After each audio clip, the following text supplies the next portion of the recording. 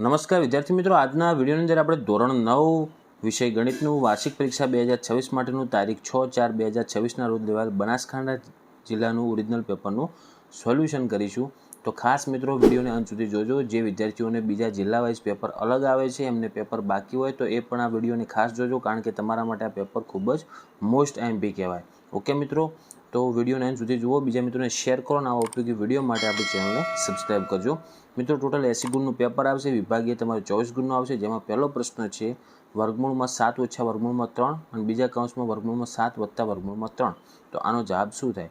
તો મિત્રો આનો જવાબ થશે ઓપ્શન બી 4। ઓકે, જે ટીક કરેલ છે ના જોતા હું જે બોલું છે જવાબ ફોકસ કરજો। પછી બીજો છે 4x નો વર્ગ વત્તા 20x વત્તા 25 બરાબર ખાલી જગ્યાનો વર્ગ કરવાનું થાય। તો આમાં જવાબ આવશે મિત્રો 2x વત્તા 5નો વર્ગ, એટલે ઓપ્શન સી। ત્રીજું, જો a બરાબર 10 હોય, b બરાબર 12 હોય, c બરાબર 4 અને d બરાબર 10 હોય તો બિંદુ a b અને c - d એ કયા ચરણનું બિંદુ હશે? તો એમાં જવાબ આવશે મિત્રો ચતુર્થ ચરણ, એટલે ઓપ્શન ડી।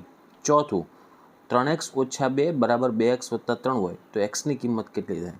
તો એમાં x ની કિંમત 5 આવે, એટલે ઓપ્શન એ આવશે। ઓકે, પાંચમું, બે અભિકોણના માપ અનુક્રમે 5x વત્તા 30 અને 8x ઓછા 60 હોય તો x કેટલા હશે? તો આ બંને સરખા થશે મિત્રો। તો 5x આ બાજુ આવશે, 60 આ બાજુ આવશે, તો 8xમાંથી 5x જાય એટલે વધશે 3x અને 60 અને 30 90 થાય, એટલે x બરાબર 30 મળશે, એટલે પાંચમામાં જવાબ આવશે ઓપ્શન સી।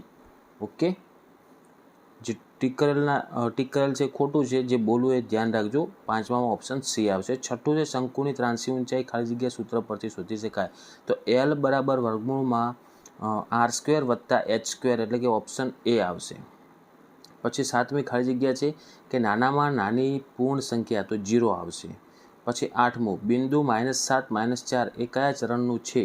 તો બંને માઇનસ તૃતીય ચરણમાં આવશે। ઓકે, પછી નવમું, સુરેખ સમીકરણ 2x ઓછા 5y બરાબર 7ને ખાલી જગ્યા ઉકેલ મળે છે, તો નવમામાં જવાબ આવશે અનંત।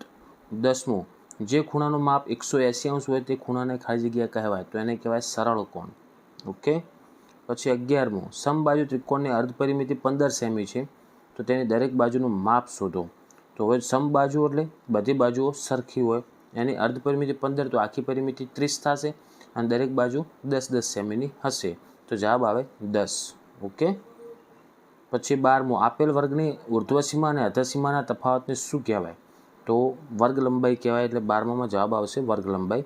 પછી ખરા ખોટા, કે દરેક પૂર્ણ સંખ્યા એ પ્રાકૃતિક સંખ્યા છે, તો ખોટું। 14મું, બહુપદી આપેલ છે, એમાં p - 1 બરાબર 9 થાય, તો એ ખરું આવશે। 15મું, જો બે વર્તુળ સમાન હોય તો તેમની ત્રિજ્યાઓ સમાન થાય, તો એ પણ ખરું થાય। 16મું, ત્રિકોણ PQRમાં PQ બરાબર PR હોય તો ખૂણો P બરાબર ખૂણો R થાય, તો આ વિધાન ખોટું આવશે। પછી એક એક વાક્યમાં જવાબ લખવાના હતા। 17મું છે ઘન પદાર્થને કેટલા પરિમાણ હોય? તો 3 આવશે। 18મું, 120 અંશના માપના ખૂણાના પૂરક કોણના કોટિકોણનું માપ શોધવાનું છે, તો આનો પૂરક કોણ થાય 60 અને એનો કોટિકોણ થશે 30, એટલે 18મામાં જવાબ આવે 30। 19મું, વર્ગ 20 થી 40ની મધ્ય કિંમત જણાવો, તો આ બંનેની મધ્ય કિંમત આવશે મિત્રો 30। પછી 20મું, ત્રિકોણનું ક્ષેત્રફળ શોધવાનું હેરોનનું સૂત્ર, તો વર્ગમૂળમાં s કૌંસમાં s - a, બીજા કૌંસમાં s - b અને ત્રીજા કૌંસમાં s - c આવે। પછી જોડકા જોડાના હતા, બહુપદી આપેલ છે, એની ઘાત, તો એની ઘાત થશે મિત્રો 8। ઓકે, પહેલામાં 8 જવાબ આવશે, પછી 21મામાં 8 આવશે। 22મું છે બહુપદી આપેલ છે, એમાં x ના વર્ગનો સહગુણક, તો x ના વર્ગનો સહગુણક -2 છે, એટલે ઓપ્શન એ આવશે। પછી ક્ષેત્રફળ ને ઘનફળ, તો 23મું છે શંકુના પાયાનું ઘનફળ, તો એનું સૂત્ર થાય મિત્રો πr² વર્ગ। ઓકે, કારણ કે શંકુનો પાયો કેવો આવે? શંકુના પાયાનું ક્ષેત્રફળ છે, ઘનફળ નથી, વર્તુળાકાર આવે, એટલે πr² વર્ગ થશે 23મામાં બી। પછી 24મું, અર્ધગોળાનું ઘનફળ, તો 2/3 πr², એટલે 24મામાં સી આવશે। જે વિદ્યાર્થીઓને પેપર બાકી છે એ ફટોફટ સ્ક્રીનશોટ લઈ લો। આ પ્રશ્નો તમને બતાવશું 25 થી 31, પછી આગળ જુઓ 32 થી લઈ અને 36 સુધીના પ્રશ્નોનો સ્ક્રીનશોટ લો। તમે આ મેથડ તૈયાર કરજો, મેથડ સેમ જ આવશે તમારે।